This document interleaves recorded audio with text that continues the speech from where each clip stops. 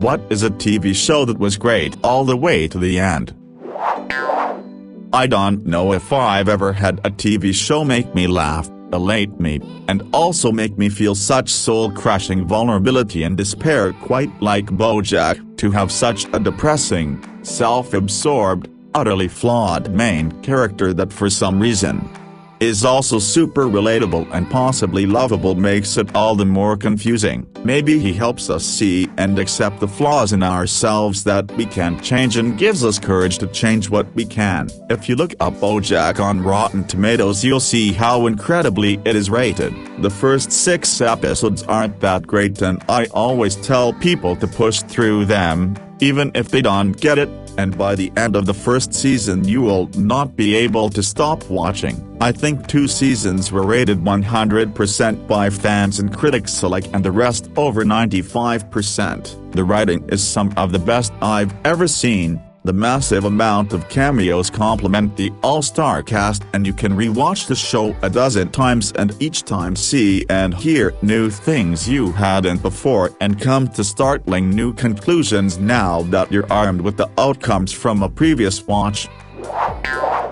Honorable mentions: had that one season or ending that wasn't that great or got cancelled prematurely: Being Human, North America, Gallivant, How I Met Your Mother, How to Get Away with Murder, iZombie, Legend of the Seeker, Nikita, Rain, Revenge, Series of Unfortunate Events, Arrow, Game of Thrones, and Once Upon a Time are a toss-up. They are great as a whole but had a few bad seasons, especially with how long they ran, but totally worth watching for a first-time experience. Time will tell, but Brooklyn Nine-Nine, Stranger Things, The Mandalorian, and The Witcher are pretty solid right now. I thought Breaking Bad was perfect. The finale was satisfying and exactly what I thought it should be. I couldn't say that for The Sopranos, or Battlestar Galactica, or Game of Thrones, or Star Trek Voyager, though for me, most of the Star Trek series were pretty good, with my favorite being Deep Space Nine. In fact, DS9 was probably great all the way to the end too. The Dragon Prince on Netflix is still a work in progress. It has 3 seasons as of right now, but it's really good, and I love it. I can't wait for season 4. However, this all depends on what your interests are. For example, if you're into dragons and a good story with magic, then The Dragon Prince is most likely for you. However, if you're into music and a story about a band, then School of Rock is probably for you. But my recommendation to you, if you like dragons and magic and an awesome story, is certainly The Dragon Prince. The Venture Brothers, an Adult Swim show that was pitched as sort of a parody of Johnny Quest and other boy adventure shows of yesteryear that very quickly developed its own rich lore and cast of characters. 7 seasons ran from 2004 to 2018 before it was prematurely cancelled earlier this year. Each season has a clunker or 2 of an episode, but as a whole the show was consistently excellent. The Magicians is an amazing show. Could have been more seasons, but it ended well. I've actually watched it through twice completely, and a third time but not thoroughly. If you like fantasy type shows, this has it all. It's sort of like an adult version of the Chronicles of Narnia. The Wire, just absolutely brilliant. Each season shows a new perspective from those in Baltimore, mostly surrounding crime and social problems. The characters all develop over time, and you really bond with those involved. Ending is perfect, and really makes you think about the ongoing issues and everyday struggles of human existence. Adventure Time. I know I'm late to the party, but I've watched through every episode with my wife and kids at least 3 times, and there isn't a single episode that I didn't like. I cried at the final episode every time I watched it, especially the first time knowing that it was over. The small handful of new HBO episodes are great too. Just depressing knowing those are almost over too. Watching through multiple times, I still pick out tiny little bits here and there that just add to the depth of the show. I absolutely love it. Durora. Love that show's arc and character developments. It never felt like they were trying too hard to cover all the characters, it just organically flowed between stories and characters. Sci-fi fantasy elements aside, the storytelling of DRRR captures the feeling of life better than any show I've seen before, and how it shows how people affect each other, even if they never see it or know. The Good Place. I think they were wise to avoid overextending themselves. The last season had quite an opportunity for it to devolve into a quagmire if they decided to go another season, and I'm glad it didn't. Overall though, it's a great show with an amazing premise and lots of pure thought and character development. Great show, 10/10. If we are talking about just TV shows and disregarding mini-series, book the TV series, and shows that were originally planned as movies, then I would have to say, Psych, for its theme, atmosphere, and writing. The ending fully made sense, matched the tone, and wrapped it all up nicely. While there are episodes that weren't as good as others, it stuck to growth, comedy, and its own little world of psychness. It ended better than it began, and I find that rare these days. Loved that one, just a masterpiece. It received the Primetime Emmy nomination for Outstanding Animated Program, for whatever that means. Another incredibly written episode is Free Churro. If you pay attention to the episode just before that one, Bojack complains about getting 5 pages of dialogue to memorize for the show he's currently on, and asks why, as TV is a visual medium. And the very next episode, Free Churro, is a 20-plus minute monologue excellently performed by Will Arnett that quite frankly had me in tears by the end. Another one that you'll catch a few extra things by listening a second time. The writing for the show was so innovative. You had the complete juxtaposition of Free Churro and Fish Out of Water, which saw 99% of the episode with no dialogue at all. And if you've ever suffered from depression and anxiety, stupid piece of SH will make you cry with how accurately it was written, and help you realize you're not alone with that inner monologue of self-loathing and guilt constantly playing in your head. Ruthie, written from the perspective of Princess Carolyn's granddaughter giving an oral presentation about a time in the life of her grandmother, was just a brilliant idea, probably brought about by PC's words in an earlier episode where she tells Bojack of her coping mechanism of imagining, you guessed it, that she has a granddaughter telling stories about her, which somehow proves that in the end everything will be alright. So much foreshadowing. For me, the brilliance of the show is in the small things you may not catch. With Bojack you are handsomely rewarded for paying attention to detail and remembering things that may even seem inconsequential or mundane. A good example is when they are doing Beatrice's backstory. There is more than one occasion where Bojack's mother, young Beatrice Sugarman at the time, asks about eating sweets, most notably ice cream. She is told by her father at one point that ice cream is for boys and that it would make her fat.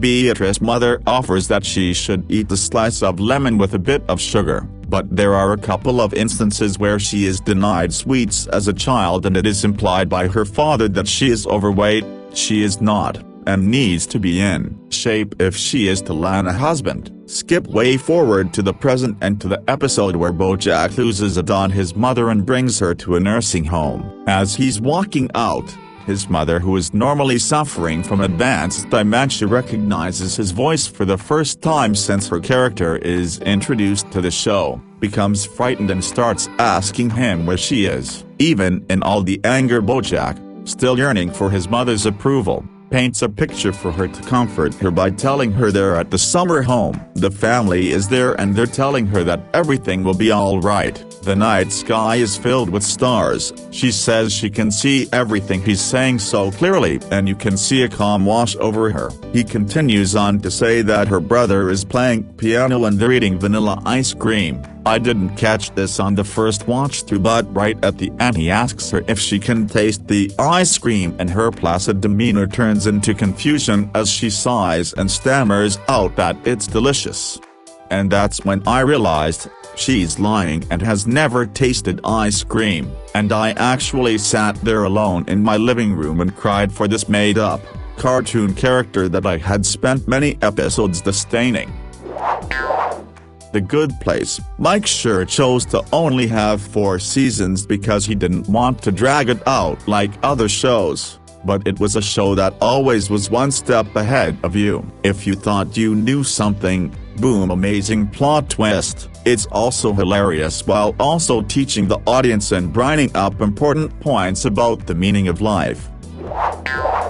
For All Mankind, not technically a TV show but an Apple TV original show. It's pretty scientifically accurate and I love alternate history proposals like the Sea Dragon and Buran that never really existed in real life. Technically Buran did fly once but nobody really asked Sue. I'm glad this was brought up, because there are a lot of great shows that either fizzle out or just have an awful ending that leaves a bad taste in your mouth. However, not only was The Wire great from beginning to end, it had a perfect ending, still the greatest TV show ever made.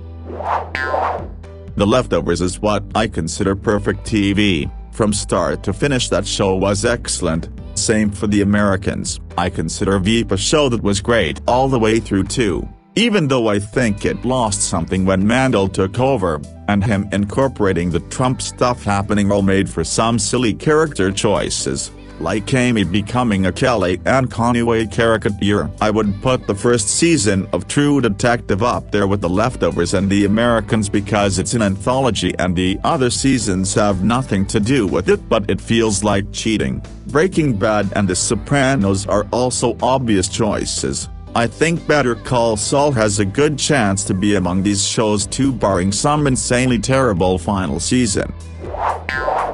How is like nobody talking about The Big Bang Theory? My favorite show. I watched it multiple times. Still brings me laughter and joy all the way through. Rarely any passages where I felt like it slacked, and the final season, especially the final episode, was the best ending to a series I could have ever imagined, and they pulled the trigger at the perfect time, so it would never start to become just a bit boring or something.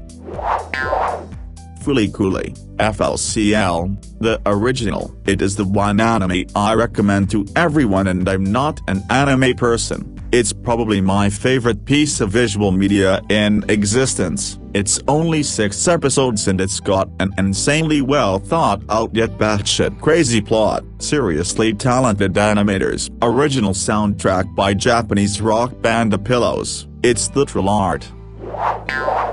Travelers. It was fucking perfect, and I rewatched it more times than I can count. The show where to survive, humanity created an eye that was too powerful it was comparable to a god, and it saved them, and it's one of those rare cases in cinema where the godlike eye is actually a good one, and it is on humanity's side. Every episode is a masterpiece, but each season's start and finish is beyond that. Especially Season 1's beginning and Season 3's ending. There's a great podcast with Craig Mazin where he talks about all of the decisions they made. It's not random. Making any movie or TV show is about problem solving and compromise. Example, there's a scene where a crew has to fix something in the dark with flashlights. In real life, that crew had to do that in pitch darkness as lights wouldn't work. But 5 minutes of just a black screen doesn't make for good TV. It's because each episode was packed solid with jokes. For example, the 6th episode The Germans is famous for the don't mention the war scene, but that episode is also the one where Basil and Manuel struggle to hang up the moose head, and is the same one with the fire drill where the burglar alarm keeps going off and then there's a real fire. That's like 3 episodes of top quality material packed into a single half-hour episode. I loved how they would introduce new elements, Alaska, Otto and Gretchen, Jamie, a year at a time, keeping the show fresh without radically changing it. The amazing thing is that the actors who played Malcolm, Reese, and Dewey were 14, 13, and 8 when the show debuted, and their characters were allowed to mature somewhat as the show progressed. Also, The show pulled the plug at absolutely the right time. Lois gets pregnant with her sixth child and the rest is up to us to imagine. Black Sails. It's perfect all the way through, not a single episode that felt like filler. Yet nothing felt rushed or forced. The acting was great, cinematography was great, writing was excellent, and it didn't suffer from people online hyping it too much to the point where it would never be able to deliver. I might be biased in that I love anything about the golden age of piracy, but in my opinion, it is the perfect TV show. Now, obviously by me saying that I am hyping it up to an unrealistic standard like I said I was glad the show didn't have, and there is no way it will live up to your expectations now if you decided to watch it. So, sorry, but still go watch it. I know the general consensus is that it slowly got worse with every season, but I love the characters and style of the show. I love the first few seasons for being very realistic and close to home, and I also love the last few seasons for just being bonkers and hilarious. I can't argue with people that it's not exactly the same show in the finale that it was in the pilot, but there's a reason I rewatch it almost every year. It actually finished stronger than it started. Atla was where my mind immediately jumped, but this is a great and distinct point. I think a lot of folks forget, or at least I know I do sometimes, that the first few episodes of Book 1 weren't particularly special, just charming and pleasantly offbeat. We just give the show tons of credit for cranking everything to 11 by mid-Book 2. I've seen all of mine mentioned except American Dad. It has survived a few last episodes and I'll watch it till they end it. I'm ready for the downvotes. Rick and Morty is great. I'm highly anticipating the new season tomorrow. All the cringe that exists is purely from bad fan behavior.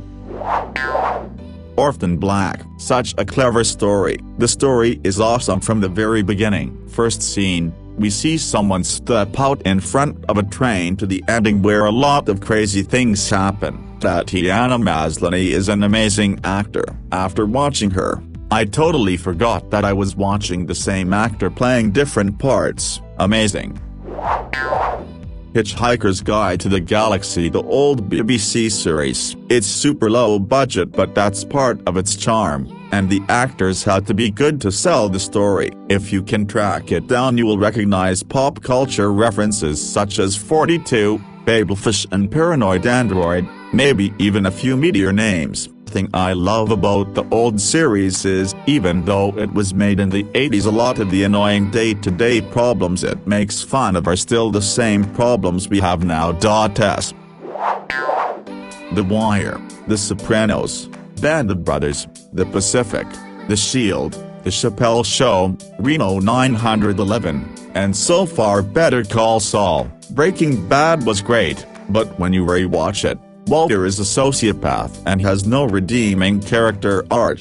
I honestly think that he's in the process of dying and the events of the last half of the final season are hallucinations. Kim's Convenience.